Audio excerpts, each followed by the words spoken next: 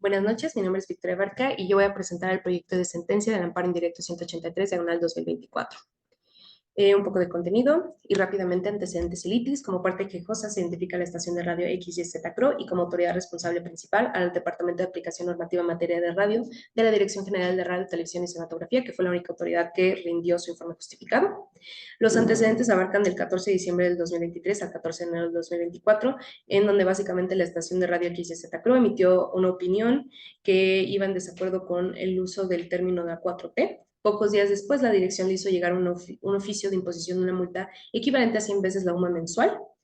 dado que incumplió su obligación de propiciar ideas que afirmaran la unidad nacional por dicha emisión de su opinión, conforme al artículo 223, fracción sexta de la Ley Federal de Telecomunicaciones y Radiodifusión.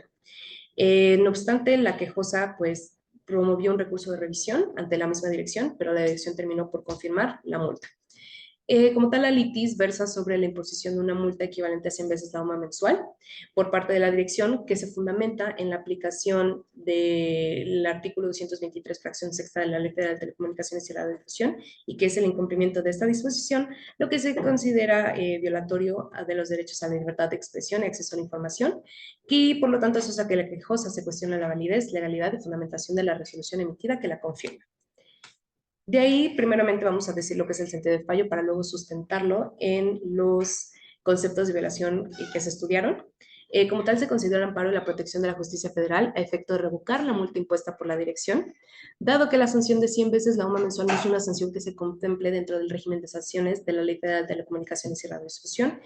Y asimismo, la norma es lo suficientemente ambigua para dejar un amplio marco de arbitrariedad de su aplicación, lo cual viola el principio de legalidad en su vertiente de taxatividad. En ese sentido, se dejó insubsistente la resolución impugnada por la quejosa y se ordenó a la dirección emitir una nueva. No obstante, no se declaró la inconstitucional del artículo 123, fracción sexta, ya que los argumentos esgrimidos por la quejosa en los conceptos de violaciones que pretendían tildar de inconstitucional la norma resultaron infundados por insuficientes, lo cual hace que la norma pueda ser aplicada en un futuro a la quejosa. Lo anterior, porque primeramente se analizó la causal de improcedencia, pues la hizo valer la autoridad responsable respecto del principio de definitividad, ya que la parte quejosa solicitó la suspensión del acto reclamado. Y como tal, el principio de definitividad, en términos del artículo 61, fracción de la ley de amparo, exige que los quejosos agoten los recursos o medios de impugnación ordinarios, como lo es el juicio de nulidad en este caso, para poder acudir al amparo. El juicio de nulidad procede en casos de infracciones a normas administrativas federales como la Ley Federal de Telecomunicaciones y Radiodifusión. Pero el párrafo segundo del artículo 61 de la Ley de Amparo prevé excepciones que tienen que ver con que se aleguen violaciones directas a la Constitución, que es lo que hace la quejosa en su demanda. Y además, ellos se actualizan cuando la propia autoridad responsable en su informe identifica la fundamentación y motivación del acto reclamado, que es el artículo 123, fracción sexta, y su incumplimiento. Como tal, también la Ley Federal de Procedimiento Contencioso Administrativo prevé mayores requisitos para otorgar el amparo, la suspensión del acto reclamado, a diferencia de la Ley de Amparo, que prevé menos, ya que la jurisprudencia del Pleno de la Suprema Corte prevé menores requisitos al haber eliminado la acreditación de daños y o perjuicios de difícil reparación como requisito, algo que todavía sostiene la suspensión en el juicio de nulidad. Ahora sí, respecto a los estudios de los conceptos de violación, pues fueron un total de 5. 3 de ellos se estudiaron en conjunto, ya que se complementaban entre sí, pues referían a calificar de inconstitucional la norma reclamada, ya que ella vulneraba el derecho a la libertad de expresión y acceso a la información. Y como tal, los conceptos argumentados por la quejosa fueron operantes, pues no había impedimento técnico alguno que pues impidiera su estudio, pero fueron infundados por insuficientes ya que su argumentación fue deficiente, en tanto que no utilizaba sustento jurídico fáctico alguno para sustentar que efectivamente la norma era inconstitucional, ni tampoco la forma en que afectaba sus derechos.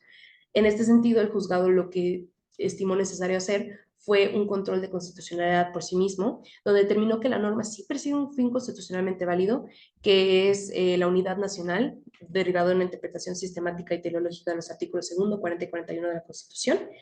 pero que no es idónea, ya que la forma en que está redactada la norma y su aplicación no es armoniosa con los principios y valores del derecho a la libertad de expresión y acceso a la información como precondiciones de la democracia. Tampoco es necesaria porque existen otras medidas que fomentan la unidad nacional, como lo son la educación cívica, los símbolos patrios, entre otros. Y tampoco es proporcional en el sentido estricto porque la misma Corte Interamericana, de hecho, en el caso Graneri y otros versus Venezuela, estimó que la restricción a este tipo de derechos se manifiesta a través del poder público. Y si este poder público impone estas restricciones, entonces lo que hace es limitar la transmisión de ideas críticas y plurales que a largo, corto o mediano plazo pueden debilitar la democracia, lo cual son muchas mayores pérdidas que cualquier beneficio que se pudiera manifestar. No obstante, pues como tal la suplencia de la queja para el caso en concreto no opera, ya que ninguno de los supuestos del artículo 79 de la ley de amparo se actualicen, por lo que este argumento del test de proporcionalidad no puede ser utilizado en beneficio de la quejosa. Enseguida, el tercer concepto de violación es analizado de manera individual, ya que la quejosa argumentaba que la norma reclamada violaba el derecho a la libre competencia de las concesionarias, y primeramente eso cayó básicamente en una falacia de causalidad falsa y al realizar generalizaciones sin sustento jurídico fáctico alguno, ya que decía que la norma en cuestión, al aplicarla y sancionar, causaba que se limitaran las posibilidades de competencia de las concesionarias en el mercado de radiodifusión y que por lo tanto ello también limitaba la oportunidad de difundir ideas plurales y críticas dentro de dicho mercado. Y como tal, no, o sea, hace generalizaciones al respecto y asume inmediatamente sin sustento jurídico fáctico alguno de que únicamente estaban siendo afectados con sanciones las radiodifusoras con opiniones diversas al concepto que el Estado tiene de unidad nacional, sin sustentarlo en argumento lógico jurídico alguno. Y como tal, la tesis de jurisprudencia 81 diagonal 2002 de la Suprema Corte dice que no basta con que los quejosos se limiten a realizar afirmaciones sin fundamento para que su concepto sea fundado. En este sentido, se estimó infundado.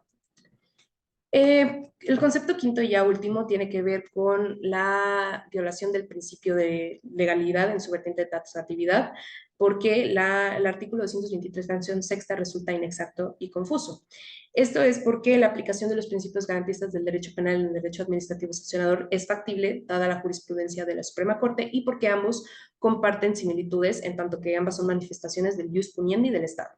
En ese sentido, las sanciones administrativas sí se rigen por el principio de estricto derecho, donde el legislador debe prever claramente que las conductas son punibles para así evitar la arbitrariedad de la autoridad, lo que vuelve previsible las consecuencias jurídicas para el gobernado. Como tal, la unidad nacional efectivamente es un concepto jurídico determinado que requiere circunstancias de modo, tiempo y lugar para su interpretación, lo cual hasta cierto punto puede dar paso a la arbitrariedad si no se analiza en un contexto de interés público. Asimismo, este amplio margen de arbitrariedad puede dar lugar a que se apliquen sanciones que no están contempladas dentro del régimen de infracciones previsto por la Ley Federal de Telecomunicaciones y Radiodifusión. Como tal, el sistema prevé un sistema de porcentajes proporcionales a los ingresos de los concesionarios como sanciones. En este sentido, la multa calculada en UMAS es excesiva, carece de sustento legal y no parte de la base de los ingresos proporcionales de la quejosa, porque no es una multa que se contemple a lo largo de este sistema de sanciones por infracciones a la norma, por lo cual el concepto de violación fue fundado.